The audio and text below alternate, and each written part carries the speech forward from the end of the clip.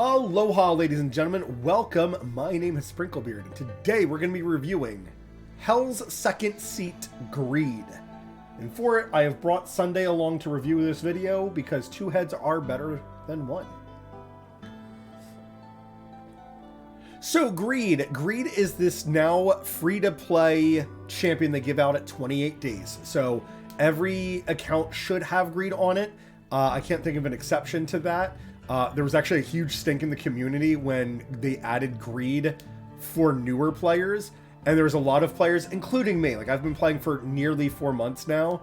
And it kind of felt like a little like, why wouldn't you reward your players that have been playing for 4 months with Greed? There's a huge controversy about it. We won't get into it. Everybody ended up getting Greed, though.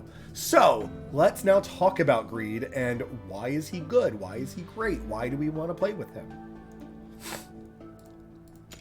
So, Greed is a mage. Now, in terms of our mages, he is an AoE attack, and then he's a controlled champion as well. The burning's a little weird, but I guess he burns. The big thing of note, his attack damage for our AoE mages is a little bit on the lower side. Then his attack interval at 3.5 is one of the slowest. And then his cost at 25 does make him difficult to cast out. I'm getting rid of all the cons right off the bat here. So, in terms of stats, he has some of our lower stats compared to a lot of our other champions. But there is big reasons for that. So let's go ahead and get into all the positives of Greed. So Greed, on his basic attack, he deals 100% AoE damage to multiple enemies in range, with a 50% chance of increasing the range, or instead inflicting a magic resistance reduction of 15% on the target for 4 seconds. So with each attack, he has this 50% chance to either reach further than what his range allows and lets him hit a little bit further, or he will shred their MR, meaning that they take an additional 15%. So this means in terms of our damage, he gets kind of a 15% damage buff. That's the reason that his attack isn't ridiculously high, is that he was probably doing too much damage before. His ultimate is called Purgatory. Gathers energy and releases a soul orb upon hitting the target, dealing AoE damage equal to 200% of his attack. Creates a Purgatory that can either inflict slow on all enemies in range, so his slow is for 75%, or it can deal AoE damage of 15% AoE damage per second, lasting for 5 seconds. Airborne units only take half the damage from Purgatory. The damage here so on his A1, his damage can scale from 100% to 110%. His ultimate here starts off at a base of 200 damage, but it scale up to 240% damage. This is a little bit low for an ultimate. However, his rage requirement is only 400, so he will be getting into that ultimate very frequently. So that's not a big deal that number is a little on the low side. The effect duration can increase by 1 second, 2 seconds, 3 seconds total. So not only does it last for 5 seconds, it can scale up to 8 seconds, which is a very long time in this game. His initial rage grows at every rank. So he starts off with 40, but he gets a total of 160. So that totals him out at 200 base rage when you first summon him out. His final skill, or passive I guess in this case, is called Soul Reaping. Drains the victim's souls after every kill to increase his attack by 10% for 16 seconds, stacking up to 3 times. So we increase the effect duration on this by 4 seconds, so he can have this attack boost for 20 seconds. And then the attack increase that he gets goes from 10% and scales up to 15%. So 15 times 3 is 45. So he can give himself an additional 45% attack damage. So that 3,000 attack that we were talking about earlier, the negative, if he increases that by 45%, that's probably like 1,350, right? You can get some pretty big numbers out of this boy. And then obviously if we give him better gear, like attack percentage, you can hit some really big numbers out of him. Let's talk about his awakenings, because this will give us the big picture for him specifically. So Awakening 1 increases the basic attack's chance of triggering special effects by 10%. The 2 special effects are then triggered alternately. So that means if you get the slow on your first shot, you will get the burning effect or like the damage over time effect on your second cast of the ultimate. And it will alternate back and forth. More specifically is... Oh, I'm sorry, that's not his ultimate. I'm an idiot. That's his basic attack. He will either do the magic shred or the increased range, and it will alternate back and forth. So you'll get one attack where it's longer range, then the next attack will be the magic resistance shred. So very, very valuable.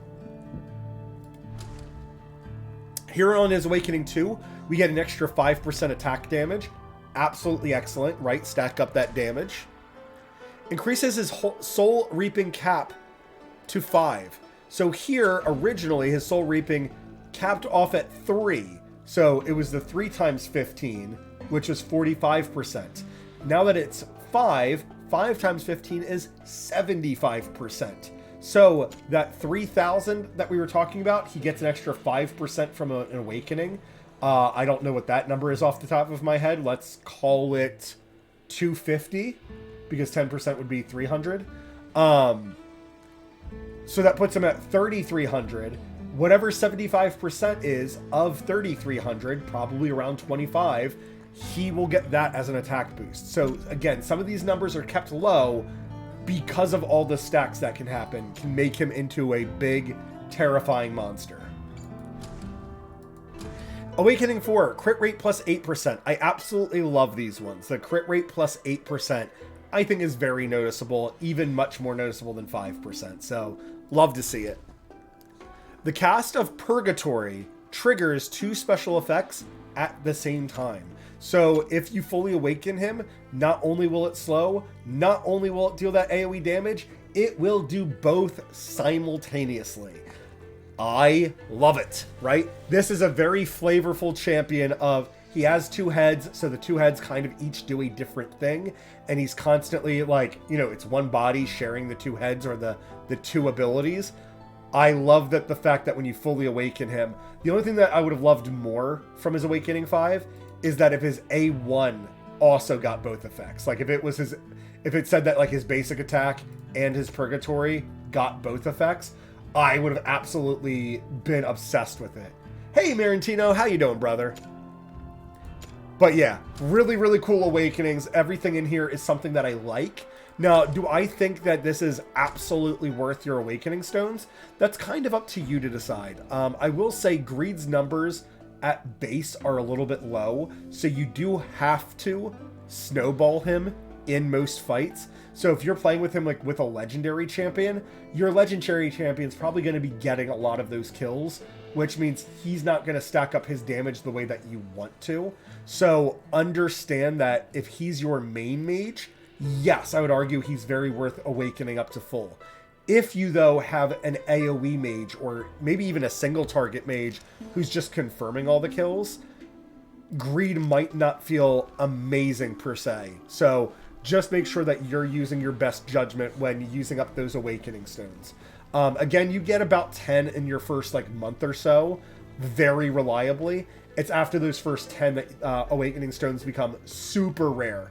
And majority of the time we do encourage players that Wrath should get your first 5. Sunday, you're being a little lover.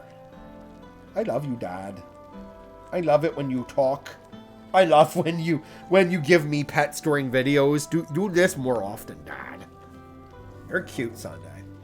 Alright, so let's talk about where Greed is going to be best at. Everywhere where you need a mage. He does kind of operate as a very good AoE champion. And with that magic resistance shred that he gives, it is going to be very useful wherever we want magic damage. Greed, though, because of his slow attack speed, make sure that you have a fighter or defender that you can put out somewhat reliably. Greed is probably not necessarily going to be one-shotting things at first. As Greed starts stacking up, he will start one-shotting everything pretty reliably. But you do have to kind of set Greed up for that success. So with that being said, he's not going to be your mage that is doing crazy upfront damage the way that a lot of legendaries do. A lot of players that I've talked with in the community, they tend to find the champions that have to stack up not to be as great as just the upfront damage champions. So what do I mean by this? So champions like Comet, he deals all of his damage in his first 2 strikes, so he feels amazing.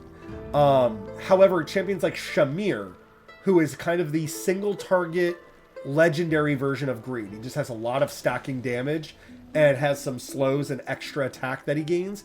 A lot of players find Shamir to not be a great legendary. So understand that if you're looking for gigantic damage numbers right off the bat, Greed is probably not going to provide those right up front.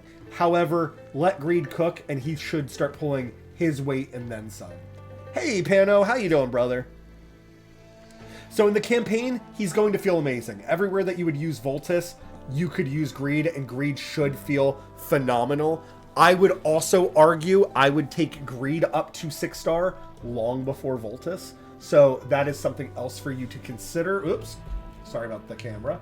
Got caught. When we talk about Arena and Void Rift, I'm sorry, let's dissect this a little bit better. In the Void Rift, he's going to feel very good. There's very few times that you're just annihilating things very quickly. So he's not going to feel as powerful here. However, his passive does last for like 20 some seconds. So that does mean that if he's getting those final blows, he will stack up that damage. And then as he's stacking up damage, it lets him more easily dispose of things. So he will feel good here. Just kind of ensure he gets those final hits. What I mean by that is if you're playing with like Wrath has a high tendency to steal kills. And with Greed, you want Greed to be stacking up. So Wrath and Greed might be in different lanes. You might be having Greed with a defender, or somebody like Jean Carr, who helps bring magic vulnerability so that Greed and his magic resistance shred also deal more damage. In the arena, there's definitely good arguments for things like wherever you need magic damage. So single target should feel fine. AoE should feel amazing as well. Even sustained, there's kind of a small argument for it. However, understand you're probably not going to be getting that killing passive to stack up your damage reliably. With that being said, for the AoE, you should be getting that off pretty reliably. So he will feel good there. Again, though, you need to be able to stack up that passive to feel the best about it. So if you're using another champion, like let's say Vierna, to be getting those last hits, or like my Comet to be getting those last hits, you do kind of work against your own Greed, stacking up his damage and getting to his most effectiveness. So use your best judgment, or understand that is kind of the weakness of Greed, is that Greed is kind of a better, how do I want to say this? A better spotlight champion rather than sharing the spotlight.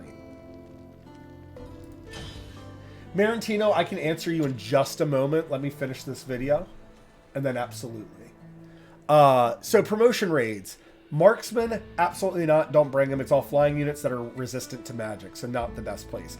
Mages, absolutely. He's going to feel phenomenal here. Endurance, he's also going to feel absolutely amazing. In Melee, as we have the platforms, we can use that to our advantage.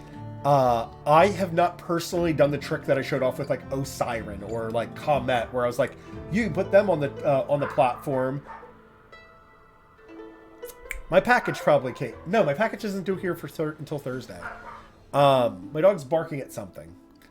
I apologize if you guys can hear the barking, because she's very loud.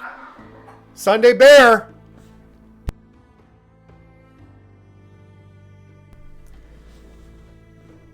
But you could probably use him to cover both lanes pretty reliably and do the same food trick. If you're not sure what I'm talking about, you can go watch the Osiren video. And in Osiren's video, we talk about a cheese thing you can do in the early levels of the melee attack with mages. It's hilarious. Guild Boss. Guild Boss, I don't think this is going to be Greed's best place. Again, you're not able to stack up that killing passive. However, the MR Shred is going to be noticeable. And while you're starting off the game and you're probably just focused on getting up certain AoE champions on your account, if you have an AoE mage or a single target mage, that magic resistance shred is going to feel very good. So if you have taken Greed up to 6-star, he's still going to feel like he's putting in plenty of work. Just understand that if you ever feel like, hey, why is my Greed not putting in enough work? It's because he really relies on that killing passive in order for him to stack up and be the most impressive version of himself. Artifact Material Raid, there's some argument here. He's going to deal damage while there's a platform, and it's going to feel good.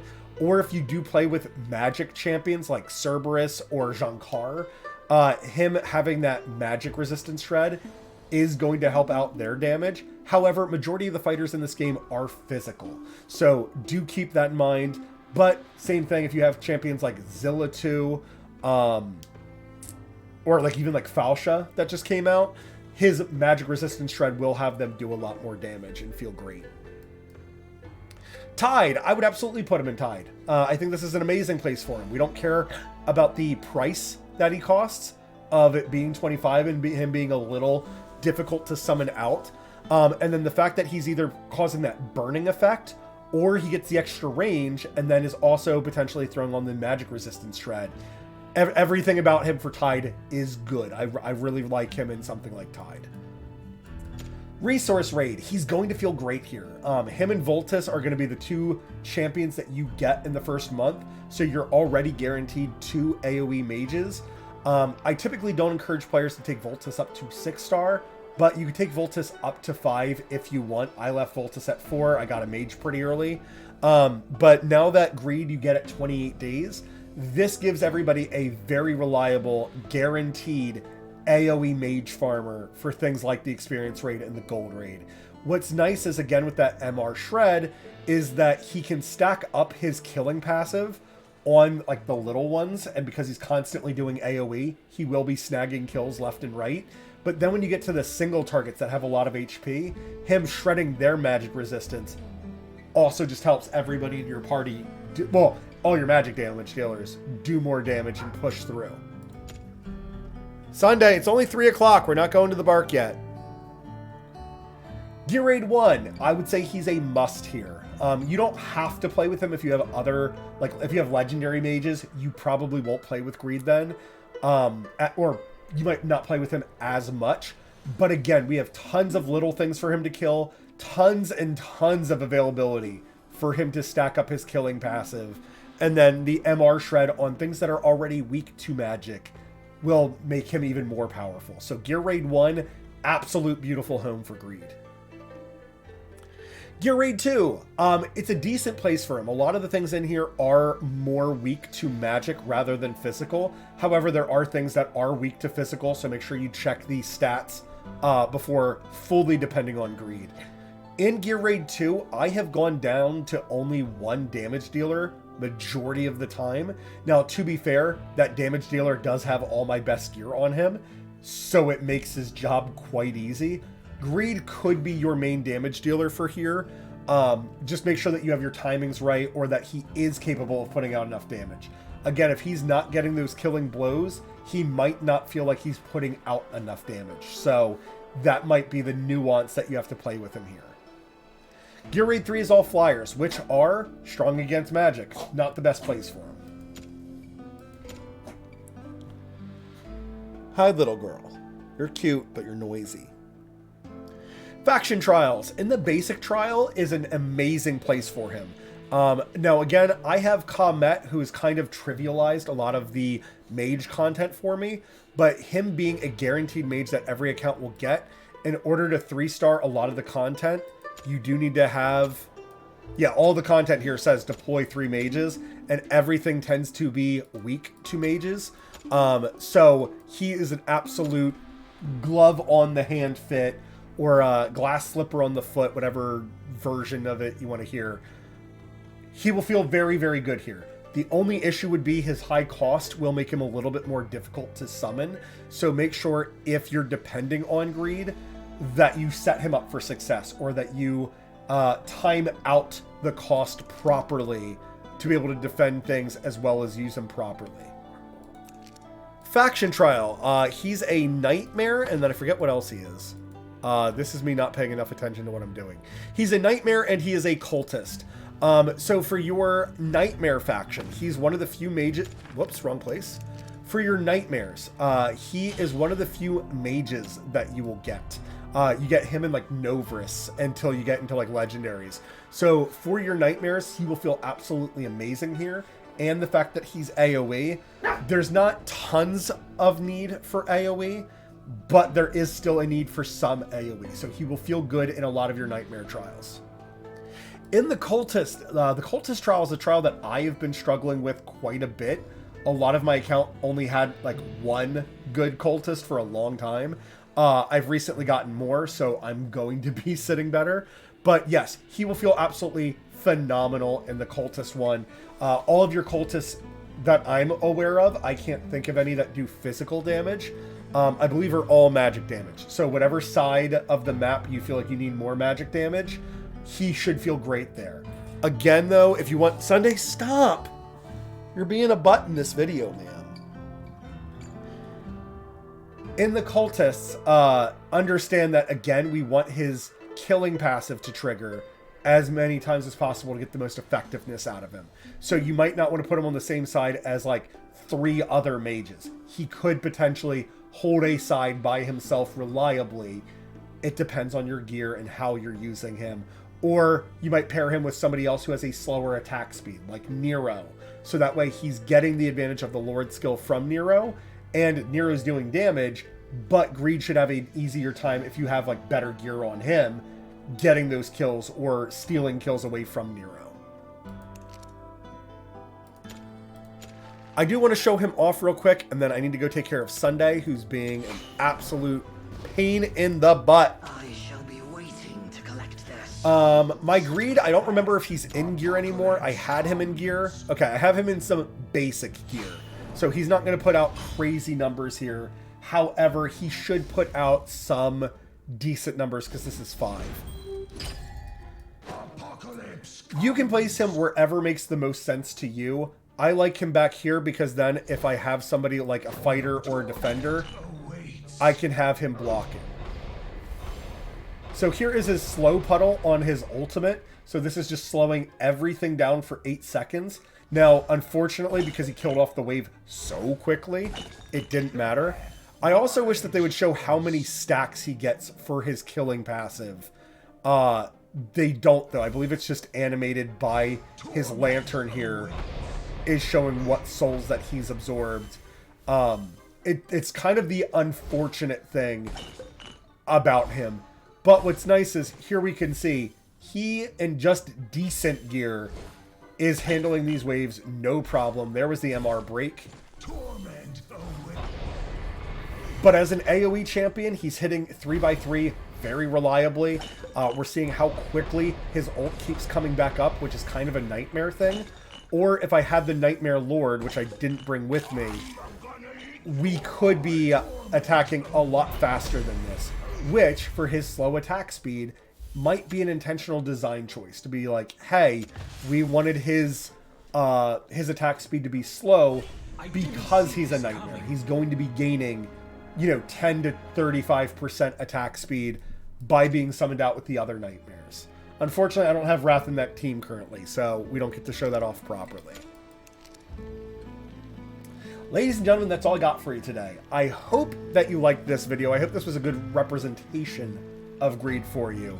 I absolutely love the fact that the game did decide to give out like a good AoE mage, and specifically Greed being part of 2 different factions, I feel like was a very, very good choice on their end.